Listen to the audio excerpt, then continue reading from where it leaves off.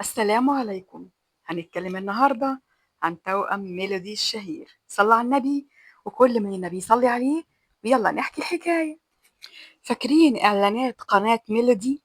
كان في توأم بيطلع دايما في الإعلانات يقول بنعمل كل حاجة مع بعض يا حمزاوي. الناس أو الجمهور عرفتهم باللازمة بتاعتهم دول، وهم بنتين توأم اشتهروا، كانوا بيعملوا الإعلانات سوا مع بعض. البنتين هم نورلين نور الدين ونجلاء نور الدين. الحقيقة في الفترة دي كانت الإعلانات بتاعتهم مكسرة الدنيا، وكان الجمهور بيحب يشوفهم قوي مع بعض، وهم فعلا كانوا بيطلعوا مع بعض على طول. هم توأم متطابق شبه بعض جدا، متقدرش تفرق بينهم، واشتهروا في حملة من حملات ميرد الإعلانية. بعد كده بقوا دايما بيطلعوا في الإعلانات التجارية في التوقيت ده. كمان سنة 2014 عملوا أغنية كل البنات، عملوها برضو سوا، والأغنية كانت بتتذاع على قناة مزيكا، وكان ليها صدى كويس قوي في الشارع المصري. لكن للأسف القدر كان ليه رأي تاني، وكان رأيه إنه يفرقهم.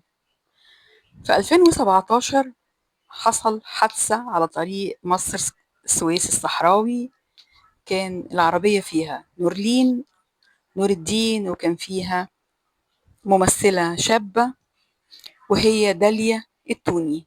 للأسف الاتنين توفوا لأن الحادثة كانت حادثة صعبة جدا.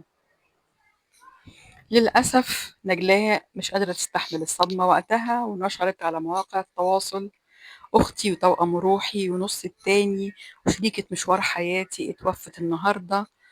كانت بتقول كلمات قاسية جدا، وقالت لي سبتيني وحدي يا نور في الدنيا، احنا كنا بنعمل كل حاجة سوا. وكمان طلعت وقالت بعديها إن مفيش عزا لأن أمها ما قدرتش تستحمل الخبر ودخلت المستشفى، وكمان دخلت في غيبوبة بسبب وفاة بنتها.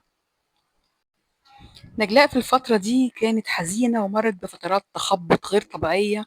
كل شوية تطلع تكتب على الفيسبوك: أنا تعبانة، أنا مخنوقة، أنا لوحدي، أنا مش عارفة أعمل إيه. وبعدين غابت فترة، وبعدين الناس اكتشفت إنها غيرت اسمها من نجلاء لنعيمة، وبقت أشهر راقصة في الفترة دي، راقصة شرقية، وكانت بتطلع في حفلات في الساحل، وكانت بتطلع مع عبد الباسط حمودة ومحمود الليثي في الأفراح وفي الحفلات، وكان دايما تطلع مع المطربين الشعبيين. والحقيقة إنها اشتهرت جدا برضه في الفترة دي كراقصة شرقية، وفجأة برضه اختفت مرة تانية ومختفية لغاية وقتنا هذا. الحقيقة دي كانت نبذة صغيرة عن توأم ميرد الشهير، والحقيقة إن قصتهم قصة محزنة، وزي ما طلعوا بسرعة الصاروخ برضه اختفوا بسرعة الصاروخ. بس دي الحياة وده الأقدار.